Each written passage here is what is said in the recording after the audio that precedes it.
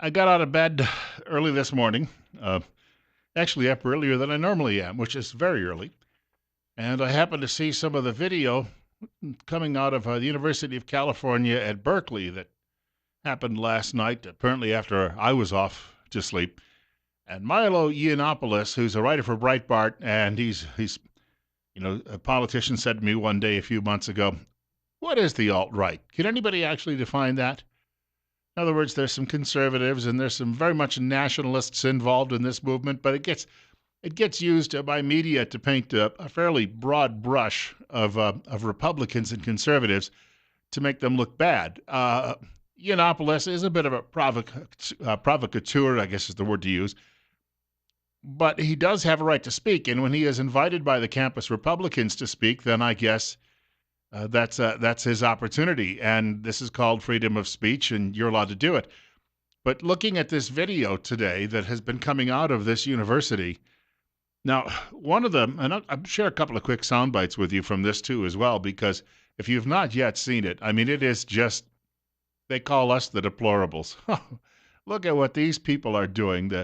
And how do you make a point? How do you convince people around the country of the righteousness of your cause when you're burning things, smashing windows? I don't know that there was any looting last night, but that's what happened in Washington a couple of weeks ago.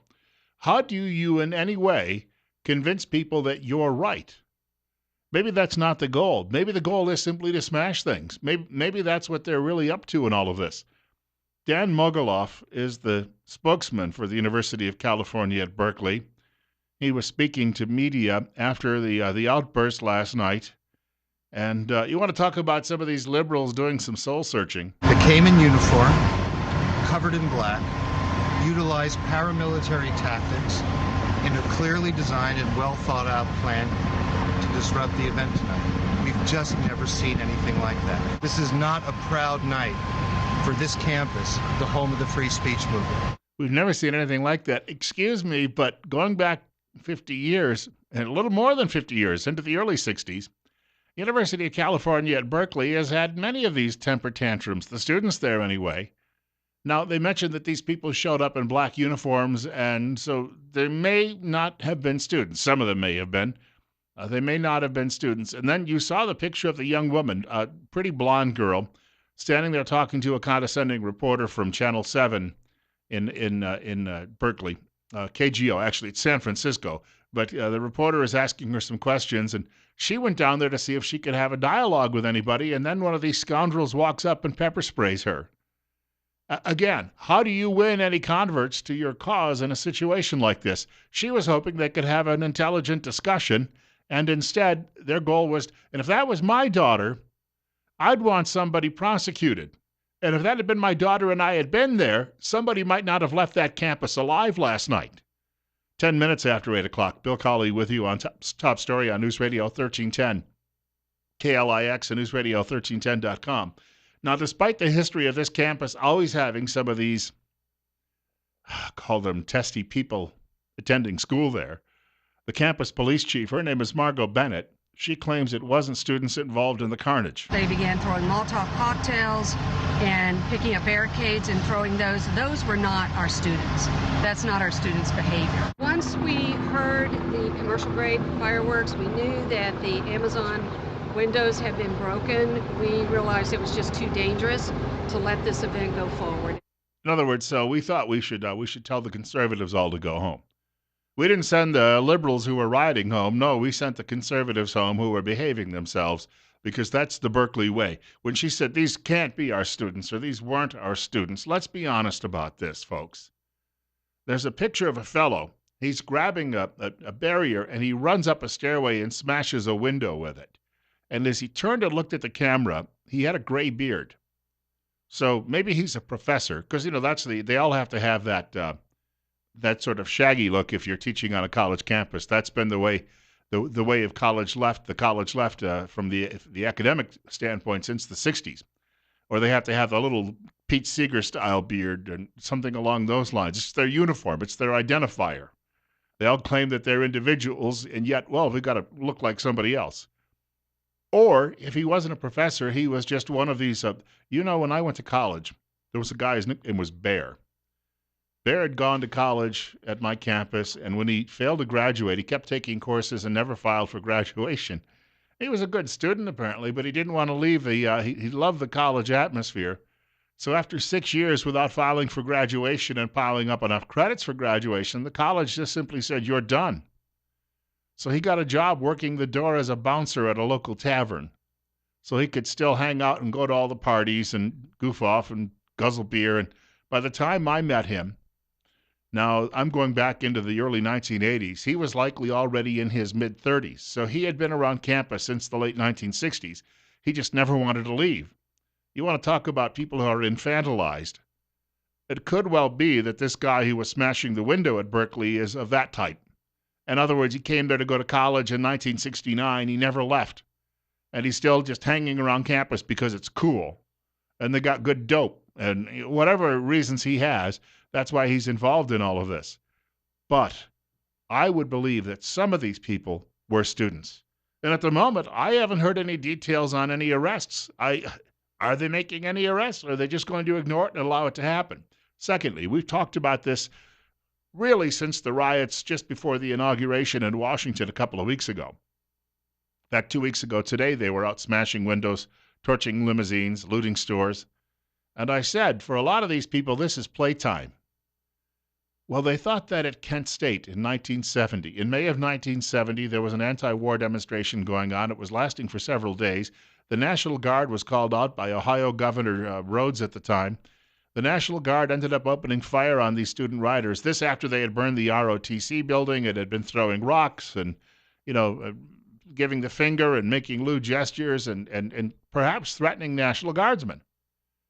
4 students were killed. The anti-war movement came to an end. It just fizzled out that fast because it was no longer playtime. Suddenly they realized they were dealing with serious business here. And despite what media says, and I keep repeating this, media kept saying, and you'll see these stories on the History Channel and other places. Well, I guess History Channel's all just, it's not history any longer, but it's antique shows and the like. But the History Channel used to carry these shows where these sober-talking NPR types would sit there and say, and America was horrified and enraged by what took place. No, 9 out of 10 Americans surveyed were absolutely on board with the National Guard and thought it was about time.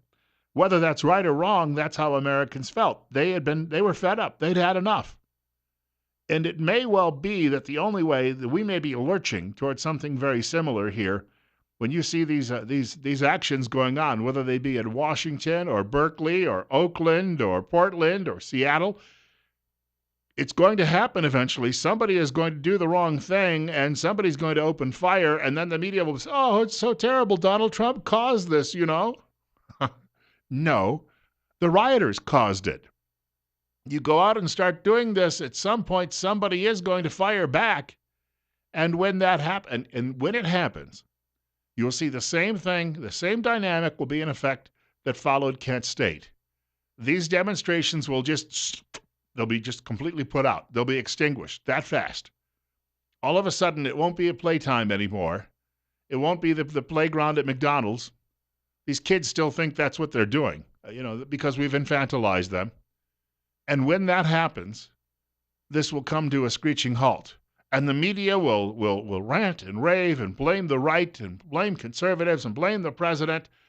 And then they'll look at the polls a few days later, and the polls will show that Americans overwhelmingly support the actions of whoever takes a firm hand with these kids. And media then will slink off with its tail between its legs back into its cave, as it always does, until it finds some other thing to blame on Republicans and the president. 8:15, Bill Colley with you on Top Story on News Radio 1310, KLIX and newsradio1310.com. And I have a whole stack here of material today about just how the liberal left is so completely out of control. Do you remember Dr. Walter Williams? He used to be the main sub for Rush Limbaugh, especially in the 1990s. Dr. Williams, my gosh, he's probably in his 80s now. He's still writing a regular newspaper column. It was carried by the Daily Signal today. The left holds itself to lower standards of behavior is the title. And he says, one can only imagine the widespread media, political, and intellectual condemnation of Republicans and conservatives if, after the inauguration of President Obama, They had gone on a violent and vicious tear all over the nation, as did Democrats and liberals after the inauguration of President Trump. Suppose Republicans, conservatives had carried signs that read blank Obama or talked about blowing up the White House. The news media, instead of calling them protesters, would have labeled them evil racists, obstructionists, and everything else except a child of God. They would have called them domestic terrorists. I guess they still do, right? Anybody who's right of center. The reason Mr. Williams or Dr. Williams writes for the difference in treatment is simple. Republicans and conservatives are held and hold themselves to higher standards of behavior. By contrast, Democrats and liberals are held and hold themselves to less civilized standards of behavior. And I'm going to tell you right now, there are liberals out there who see that young woman pepper sprayed, she's wearing a Make America Great hat, and their attitude is, well, she deserved it. Somebody's daughter, but they're out there saying, she deserved it. We have a caller with us. You're up next. You're on the air. You're on the air with Bill Colley on KLIX. Good morning, Bill. I completely agree with you about the need to get tough on these protesters. The only problem is if you actually shoot 3 or 4 of these people that are breaking windows and looting and starting fires, you have to make sure that you shoot at least 2 out of 3 that are white instead of black. Because if you shoot more black than white, then you're in deep doo-doo anyway.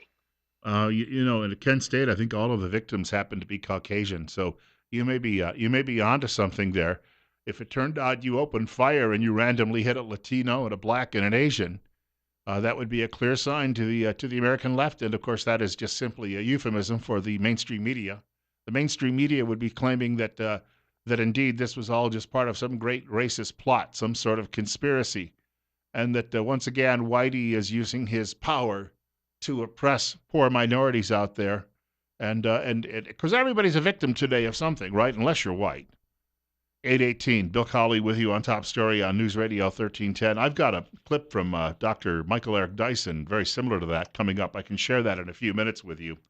He was on The View, and he was talking to his good pal Whoopi Goldberg, the former welfare queen, and they got into a discussion about how Whitey needs to give up his privilege. It never ends with these people, does it? Hey, just a quick note before we do wrap up this segment of the program. I've got a hard break in just about 30 seconds. I've been telling you for the last couple of years about Dr. Christine Pickup and her great work, Doctor of Audiology at Mount Harrison Audiology in Rupert. Well, there are many choices for hearing health care that are available, obviously, so why would you choose Mount Harrison Audiology? Experience is really the best reason, and I'll tell you why. Dr. Pickup is a certified audiologist. She has 17 years serving the hearing impaired of all ages. True diagnostic testing will help you to know what the causes of your hearing loss are and will lead to the best treatment options. Trust your hearing to a certified audiologist. In other words, not me. Call Mount Harrison Audiology for your... I'll yell a lot, but other than that, I don't think I'd be much help for you. Can you hear me now? Call Mount Harrison Audiology for your appointment today. Dr. Pickup is at 208-312-0957. That's 208-312-0957. More on the way with Bill Colley on Top Story today on News Radio 1310 KLIX and newsradio1310.com. I have an instant message from a friend this morning. She used to live in Montana. I think they're headed back there when her husband is in the military. They're in Texas right now. They like it in Texas, of course, because it's a lot like Idaho. It's just a little warmer. But she said she thinks this should go viral. She says maybe someone will turn it into T-shirts. People who believe in freedom are willing to die defending it. People who believe in communism are willing to murder creating it. Now, that's a pretty good statement, and I think it's spot on with what we've seen with the anarchy going on that campus last night. Bill Colley with you on Top Story on News Radio 1310 KLIX and newsradio1310.com. You know, here the college students take out their aggressions either in rodeo or boxing, so in more traditional forms. Plus, there aren't many liberals on local college campuses, maybe teaching, but not many students.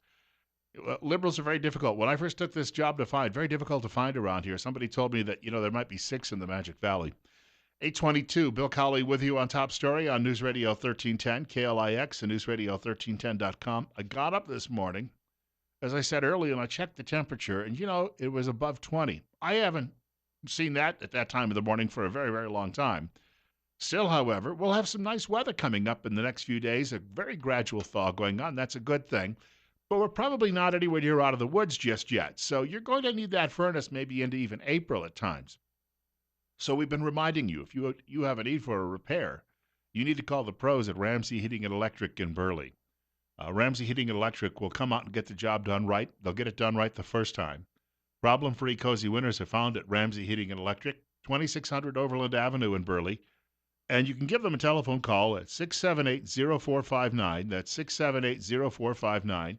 Ramsey Heating and Electric, where they sell warm winters and cool summers. Bill Colley with you today on Top Story, as I mentioned. And Michael Eric Dyson, I actually saw him with Martha McCallum on Fox News last week, and I was stunned. But I think Fox is much more open-minded with its guests than you see on CNN or MSDNC. Because Dyson is normally, he's an MSDNC a spokesman because, it's the echo chamber over there that they want. But he was appearing on ABC's The View yesterday, and Whoopi Goldberg and some of the other women were praising him because he is such a great liberal. And, liberalism is a self-evident truth, don't you know? And if we would just keep spending money we don't have, the world would be such a better place.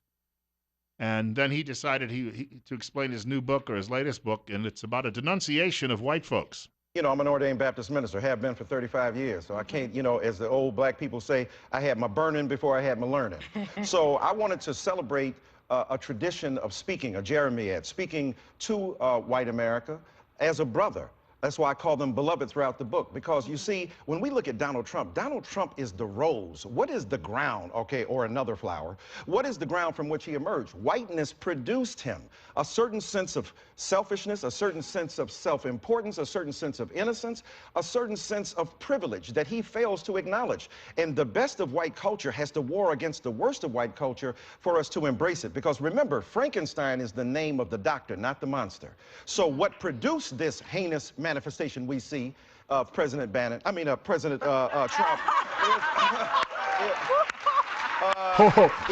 the fact that there is a culture of intolerance for the other that punishes not only people of color, it punishes white people too. Martin Luther King Jr. was in jail in Birmingham, and the jailers came to him and said, Dr. King, you're wrong. Segregation is right. He said, no, it's not. He said, the way of righteousness is right. And then he asked them, how much money do you make?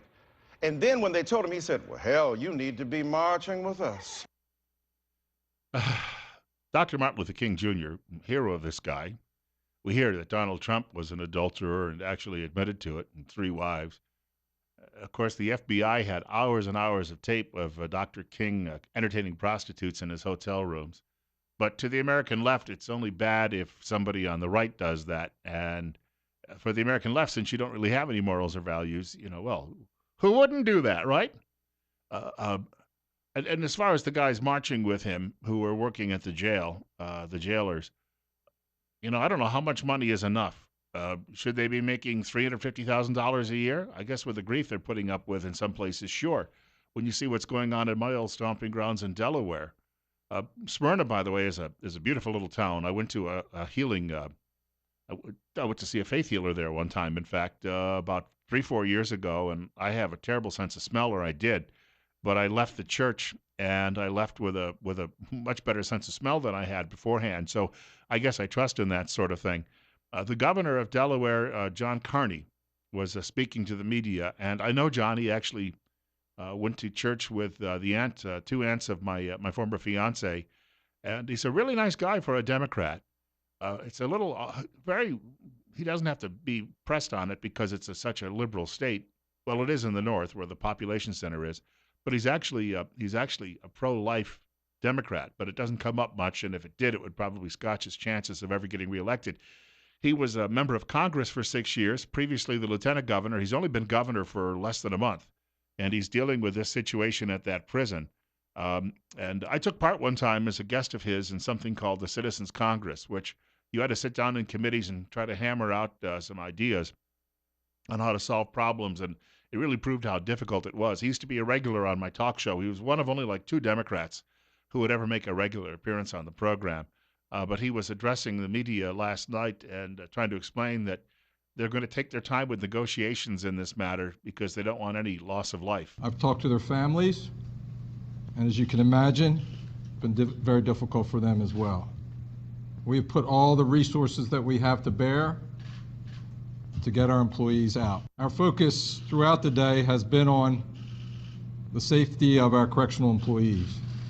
Will continue to be our focus. Now, just a couple of quick notes on this is the president was choppering in yesterday to Dover Air Force Base. He could have actually seen the prison out one window of the chopper. Media didn't make this connection, but and obviously the Air Force has its own security because every available state trooper is at the prison right now. But as Trump was choppering in, Dover Air Force Base is basically on the south and east of the city. Dover's the state capital, a little smaller than Twin Falls. Beautiful little city. And then just north of Dover, a few miles, is Smyrna, where the prison is, the Vaughn Correctional Facility. So if you're coming in on a chopper over the city, you would actually be looking to your left and you would see the prison, which is, I think the exits are about 8 miles apart between Smyrna and between Dover. Mr. Trump, of course, went to greet the family who had lost a son who was fighting terrorists in Yemen. And the media was not happy because he didn't tell them where he was going. And I also thought it was strange when I was watching the pictures of the chopper coming in. Marine One was all alone, which I thought was rare because I thought they used to have 4 or 5 helicopters so a terrorist on the ground wouldn't know which one to shoot at if there was ever a terrorist on the ground. Because I remember one day when I lived there, I was driving down a road and I looked up and sure enough, there were 5 choppers all flying into the base. And it was George W. Bush for a very similar type of ceremony because the mortuary is there. And I looked up and sure enough, it was just this whole line of choppers that were coming in. And that way, somebody on the ground has no idea which one actually the president is flying in. It's 8:30. It's 22. We've got a guest coming up in just a few minutes. Going to talk a little law enforcement this morning with Idaho State Police right here on KLIX.